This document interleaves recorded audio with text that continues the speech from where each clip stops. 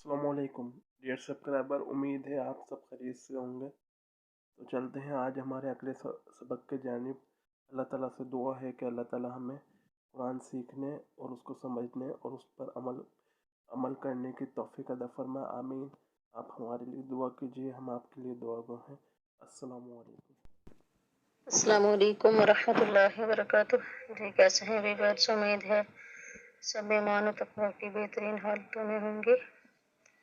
अच्छा, हमने पढ़ा था सबक 7 तक। अब हम अपने अगले सबक की तरफ आते हैं। अऊज़ु बिल्लाहि मिनश शैतानिर रजीम, बिस्मिल्लाहिर रहमानिर रहीम।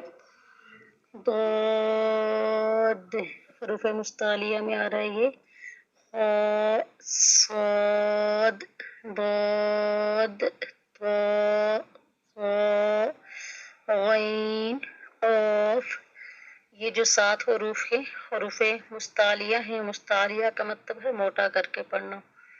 तो इन 7 हरूफ को हमने हर हालत में, चाहे ये नमाज में आए, कलमों में आए, दुआओं में आए, हर हालत में हमने इनको मोटा पढ़ना है। तो दौद का मखरज क्या होगा? जबान की जो साइड वाला हिस्सा होता है, जो दाढ़ों के साथ वाला हिस्सा होता है, उसे हम बोलते हैं जबान की करवट। जबान की करवट जब ऊपर की 5 दाढ़ों से लगे तो दौद अदा होता है। दौद का मखरज क्या होगा? जबान की करवट जब ऊपर की 5 दाढ़ों के मसूड़ों से लगे तो दौद अदा होता है। जबान की करवट कौन सी होती है?